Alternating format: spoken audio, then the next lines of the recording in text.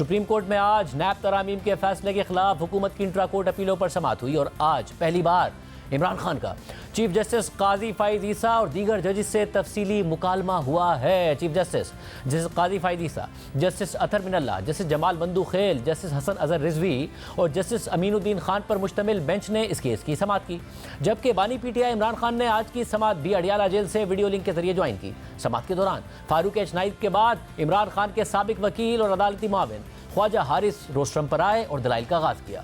इस दौरान जस्टिस अतर मिनल्ला ने उनसे पूछा कि क्या आपके मौकिल 90 रोज के रिमांड से मुतमईन थे? नैब जिस अंदाज में गिरफ्तारियां करता था क्या वो दुरुस्त था? ख्वाजा हारिस ने जवाब दिया कि नैब में बहुत सी तरामीम अच्छी हैं, ना 90 रोज के रिमांड से मुतमईन थे, ना गिरफ्तारियों से मुतमईन थे। जो तरामीम अच्छी थी उन्हें चैलेंज नहीं किया गया। इस दौरान जस्टिस काजी फाइज ईसा ने उससे पूछा कि नैब ऑर्डिनेंस कब आया था? ख्वाजा हारिस ने जवाब दिया कि नैब का कानून 1999 में आया था। जस्टिस काजी फाइज ईसा ने पूछा कि 1999 में किसकी हुकूमत थी, नाम लेकर बताएं। ख्वाजा हारिस ने जवाब दिया कि 1999 में जनरल परवेज मुशर्रफ की हुकूमत थी। परवेज मुशर्रफ से पहले नवाज शरीफ के दौरे हुकूमत में इसी तरह का एहतसाब एक्ट था। इस पर जैसे काजी फाइज ईसा ने रिमार्क्स दिए कि आपके मौकिल की हुकूमत आई तो एहतसाब एक्ट बहाल कर देते। परवेज मुशर्रफ ने तो कहा था कि नैब का मकसद करप्ट सियासतदानों को सिस्टम से निकालना है। इमरान खान की दरख्वास्त में भी कुछ ऐसा ही था। इस पर ख्वाजा हारिस ने जवाब दिया कि हमारी दरख्वास्त में किसी सियासतदान का नाम नहीं लिखा गया। इस पर जस्टिस काजी फाइज ईसा ने रिमार्क्स दिए कि बज़ाहिर इमरान खान की हुकूमत भी सिर्फ सियासतदानों का ही एहतसाब चाहती थी। समाअत के दौरान जस्टिस काजी फाइज ईसा ने रिमार्क्स दिए कि अदलिया और जिन इदारों और शख्सियात पर नैब का कानून लागू नहीं होता, इससे मुताल्लिक नैब तरमीम नहीं की गई। पार्लियामेंट मौजूद थी, कानून साजी कर सकती थी। इस पर ख्वाजा हारिस ने दलाइल दिए कि 1999 से 2018 तक तमाम बड़ी सियासी जमातें हुकूमत में रहीं, किसी सियासी जमात ने नैब कवानीन में ऐसी तरामीम नहीं की। इस पर जस्टिस काजी फाइज ईसा ने कहा कि दीगर जमातें फरीक नहीं हैं, तरामीम पीटीआई ने चैलेंज की हैं तो उनसे ही पूछेंगे। इस पर ख्वाजा हारिस ने जवाब दिया कि चैलेंज की गई नैब तरामीम मखसूस तनाजुर में की गई हैं। करप्शन अवाम के बुनियादी हुकूक मुतासिर करती है। अवाम का पैसा लूटा जाना बुनियादी हुकूक की खिलाफ वर्जी है। नैब कवानीन का इतलाक पब्लिक ऑफिस होल्डर्स पर होता है। पब्लिक ऑफिस होल्डर सिर्फ सियासतदान नहीं होते। इस दौरान जस्टिस अतर मिनल्ला ने पूछा कि सिर्फ मुंतखब पब्लिक ऑफिस होल्डर्स पर नैब का इख्तियार क्यों रखा गया, गैर मुंतखब पब्लिक ऑफिस होल्डर्स पर क्यों नैब का इख्तियार नहीं रखा गया। जस्टिस काजी फाइज ईसा ने पूछा कि क्या आप सिर्फ सियासी एहतसाब चाहते हैं। इस पर ख्वाजा हारिस ने जवाब दिया कि मैं आज बेंच पर और इंट्रा कोर्ट अपीलों के काबिल समाअत होने पर दलाइल दूंगा। जस्टिस अतर मिनल्ला ने ख्वाजा हारिस से पूछा कि नैब तरामीम से कौन से बुनियादी हुकूक मुतासिर हुए हैं, क्या आपको नैब पर मुकम्मल एतमाद है, क्या आप 50 करोड़ रुपए से कम करप्शन पर भी नैब की कार्रवाई के हामी हैं। इस पर ख्वाजा हारिस ने जवाब दिया कि मुंतखब नुमाइंदगान की तैनात करदा अफराद भी पब्लिक ऑफिस होल्डर्स होते हैं।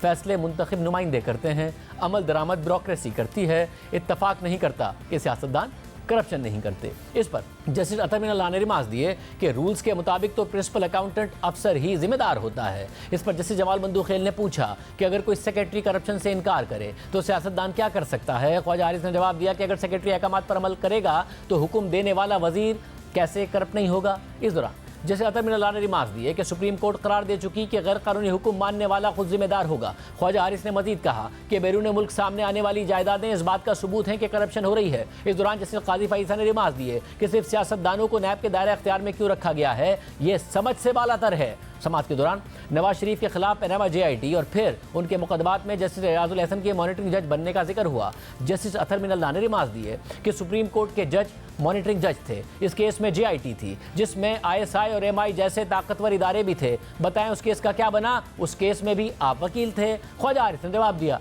कि ताकतवर इदारों की JIT में शमूलियत के बावजूद भी कुछ साबित नहीं हो सका। समाअत के दौरान जस्टिस अतर मिनल्ला ने ख्वाजा हारिस से कहा कि ख्वाजा हारिस आप अपने मौकिल को मुश्किल में डाल रहे हैं। नैब तरामीम कलअदम हुई तो नुकसान आपके मौकिल इमरान खान का होगा। इमरान खान इस वक्त ज़ेरे इताब हैं। इस पर ख्वाजा हारिस ने जवाब दिया कि इमरान खान नैब समेत दीगर मुकदमात का सामना कर रहे हैं। मुश्किलात के बावजूद इमरान खान आज भी तरामीम का केस लड़ रहे हैं। इमरान खान जानते थे कि तरामीम का लदम होने से उनके लिए मुश्किलात होंगी। इस दौरान जस्टिस अतर मिनल्ला ने मजीद कहा कि इमरान खान को अपने असासे आमदनी के मुताबिक साबित करने का कहेंगे तो वो मुश्किल में पड़ जाएंगे। क्या ये ब्लैकमेलिंग नहीं कि किसी को भी असासे आमदनी के मुताबिक साबित करने का कहा जाए। इस दौरान जस्टिस जमाल बंदूखेल ने रिमार्क्स दिए कि मुझसे कोई कहे कि अपने घर की रसीदें दो तो मैं नहीं दे सकूंगा। जायज़ असासों का हिसाब देना भी नामुमकिन होता है। जैसे अतर मिन अल्लाह ने मजीद कहा कि क्या अब इमरान खान को कह दिया जाए कि पुराने कानून के तहत अपने असासे साबित करें, आप अवामी नुमाइंदों के लिए मुश्किलात बना रहे हैं। इस दौरान जस्टिस काजी फ़ाइज़ ने इमरान खान की हुकूमत में बार बार टैक्स एमनेस्टी स्कीम्स का हवाला देते हुए रिमार्क दिए कि एहतसाब का इतना ही सख्त मौक़िफ़ था तो फिर टैक्स एमनेस्टी क्यों देते रहे? बरतानिया में बरसों से जमहूरियत है, वहाँ तो टैक्स एमनेस्टी क्यों नहीं दी जाती?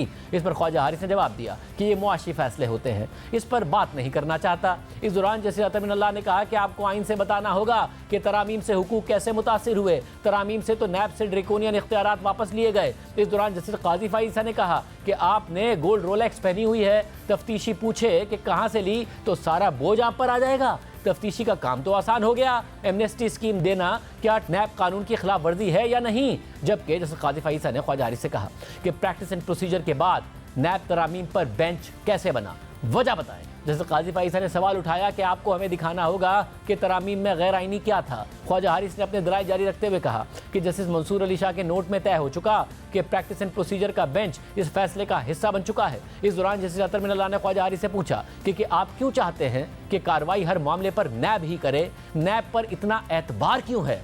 पार्लियामेंट ने असासों के सेक्शन को सिर्फ स्ट्रक्चर किया, चाहती तो उसे हज़फ भी कर देती। आप चाहते हैं कि असासों के सेक्शन से करप्शन की शर्त निकाल दें, सिर्फ आमदनी और असासों में फ़र्क होना काफ़ी है।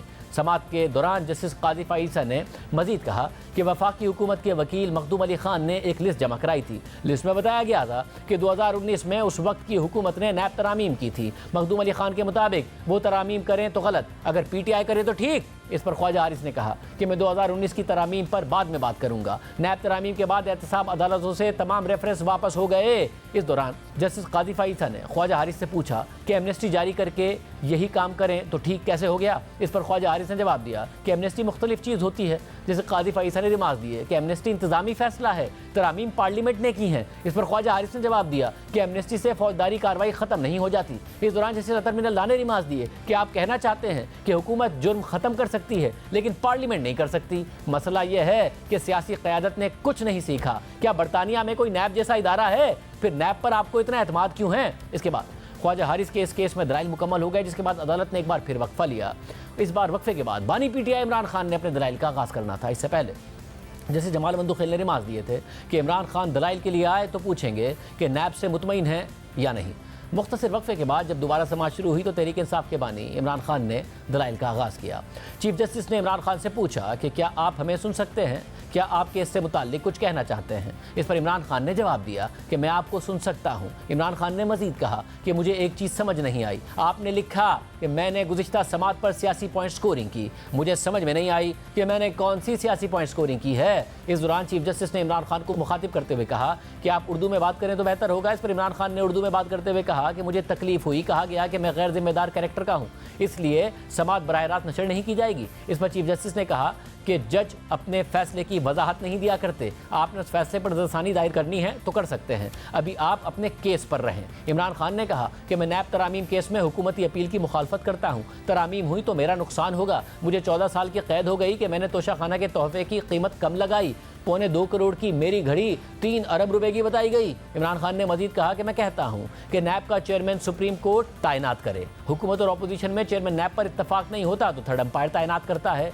नैब उसके बाद थर्ड अंपायर के मातहत ही रहता है। नैब हमारे दौर में भी हमारे मातहत नहीं था। इमरान खान ने कहा कि बरतानिया में जमहूरी निज़ाम, अखलाकियात, कानून की बालादस्ती और एहतसाब पर कायम है। इस मौके पर जैसे जमाल बंदूखेल ने सवाल किया कि आप क्या कहते हैं, पार्लियामेंट तरमीम कर सकती है या नहीं कर सकती? इस पर इमरान खान ने जवाब दिया कि फॉर्म 47 वाले तो तरमीम नहीं कर सकते। इस पर जस्टिस जमाल बंदूखेल ने कहा आप फिर उसी तरफ जा रहे हैं जो केसेस ज़ेरे इल्तवा है। इस दौरान जस्टिस अतर मिन अल्लाह ने रिमार्क दिए कि इमरान खान साहिब, इन तरामीम को कलअदम करने की कोई वजह नहीं थी। नैब से मुताल्लिक आपके बयान के बाद क्या बाकी रह गया है? इमरान खान, आपका नैब पर क्या एतबार रहेगा? इमरान खान ने जवाब दिया कि मेरे साथ 5 दिन में नैब ने जो किया उसके बाद क्या एतबार होगा। जिस जमाल बंदूखेल ने कहा कि जेल में जाकर तो मजीद मेच्योरिटी आई है। इमरान खान ने कहा कि मैं इस वक्त नैब को भुगत रहा हूँ, नैब को बेहतर होना चाहिए, करप्शन के खिलाफ एक मखसूस इदारे की ज़रूरत है, दुबई लीक्स में भी नाम आ चुके हैं, पैसे मुल्क से बाहर जा रहे हैं। इस मौके पर जैसे जमाल बंदूखेल ने कहा कि इमरान खान, आपकी बातें मुझे भी खौफजदा कर रही हैं, हालात इतने ख़तरनाक हैं तो साथी सियासतदानों के साथ बैठ कर हल करें। जब आग लगी हो तो ये नहीं देखते कि पाक है या नापाक, पहले आप आग तो बुझाएं। इस मौके पर इमरान खान ने कहा कि भारत में केजरीवाल को आज़ाद करके सज़ा मुअत्तल करके इंतखाबी मुहिम चलाने की इजाज़त दी गई। मुझे 5 दिनों में ही सज़ाएं देकर इंतखाबात से बाहर कर दिया गया। जिसे जमाल बंदूखेल ने पूछा कि तो सियासी निज़ाम किसने बनाना था, जिसे अतर मिनल्लाह ने कहा कि बदकिस्मती से आप जेल में हैं, आपसे लोगों की उम्मीदें हैं। इमरान खान ने कहा कि मैं दिल से बात करूं तो हम सब आपकी तरफ देख रहे हैं। पाकिस्तान में गैर एलानिया मार्शल लॉ लगा हुआ है। जिसे जमाल बंदूखेल ने कहा कि कुछ भी हो गया तो हमें शिकवा आपसे होगा, हम आपकी तरफ देख रहे हैं और आप हमारी तरफ देख रहे हैं। इमरान खान ने साइफर केस का हवाला देने की कोशिश की तो चीफ जस्टिस काजी फाइसा ने रोक दिया और कहा कि साइफर केस में शायद अपील हमारे सामने आए। इस पर इमरान खान ने कहा कि मैं ज़ेर इल्तवा केस की बात नहीं कर रहा। चीफ जस्टिस ने कहा कि हमारा यही खदशा था कि ज़ेर इल्तवा केस पर बात ना कर दें।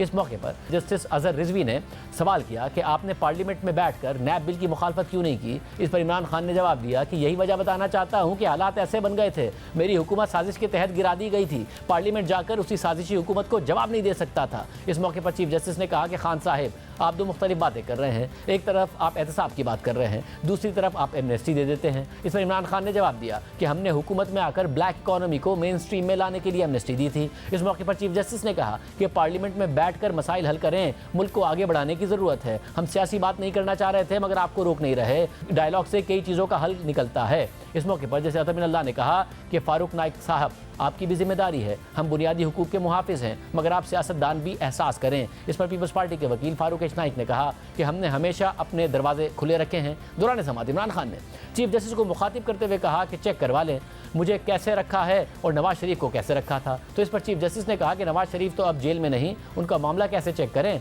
आप कहें तो हम आपकी सहूलियात खुद चेक करवा सकते हैं। इस पर इमरान खान ने कहा कि जी प्लीज़। चीफ जस्टिस ने कहा कि हम किसी को सरप्राइज विजिट पर भेजेंगे, हुकूमत को नहीं बताएंगे। इसके बाद चीफ जस्टिस ने कहा कि आप तहम्मुल से सारा दिन बैठे, अपना इनपुट दिया, आपका शुक्रिया। इसके बाद चीफ जस्टिस ने इमरान खान से पूछा कि क्या आप मजीद कुछ कहना चाहेंगे, तो इमरान खान ने जवाब दिया कि नहीं, मैं मजीद कुछ नहीं कहना चाहता। दौरान समाज चीफ जस्टिस ने नैब प्रोसिक्यूटर को मुखातिब करते हुए कहा कि नैब ने रेकॉर्डिंग केस में 10 अरब डॉलर्स की रिकवरी कैसे लिख दी। इस पर नैब प्रोसिक्यूटर ने कहा कि यह हमारी इनडायरेक्ट रिकवरी थी। तो चीफ जस्टिस ने कहा कि किधर है प्रोसिक्यूटर जनरल, कैसे ये गलत दस्तावेज पेश की, हम ऐसे गलत दस्तावेज दायर करने पर आपको तौहीन अदालत का नोटिस करेंगे। नैब के ये वाले प्रोसिक्यूटर आइंदा इस अदालत में ना आए। चीफ जस्टिस ने नैब प्रोसिक्यूटर से कहा कि अब सुप्रीम कोर्ट को मजाक ना समझें, आपको ऐसी रिपोर्ट लिखते हुए शर्म आनी चाहिए थी। नैब की बजट स्टेटमेंट कहा है। इसके बाद अदालत ने नैब तरामीम का लदम करार देने के खिलाफ वफाक और सूबाई हुकूमतों की अपीलों पर फैसला महफूज कर लिया और चीफ जस्टिस ने आज की समात के तहरीरी हुक्म में लिखवाया कि अगर किसी ने मजीद दस्तावेज़ात जमा करवानी है तो 1 हफ्ते में जमा करवा दें। नैब का 10 अरब डॉलर्स की रिकवरी का क्रेडिट लेना सरप्राइजिंग था। इदारों की जानिब से ऐसी गलत दस्तावेज़ात जमा नहीं होनी चाहिए। चेयरमैन नैब और प्रोसिक्यूटर जनरल खुद रिकवरी और बजट की असल रिपोर्ट पेश करें। नैब का गुज़िश्ता 10 साल का सालाना बजट भी देखना चाहते हैं। आज केस की समात 11:30 बजे से 6:15 बजे तक जारी रही और इस दौरान समात में 3 दफ़ा वक्फे भी किए गए। पहले अदालती मुआविन ख्वाजा हारिस ने दलाइल दिए, फिर इमरान खान ने दलाइल दिए और फिर अदालत ने फैसला महफूज कर लिया।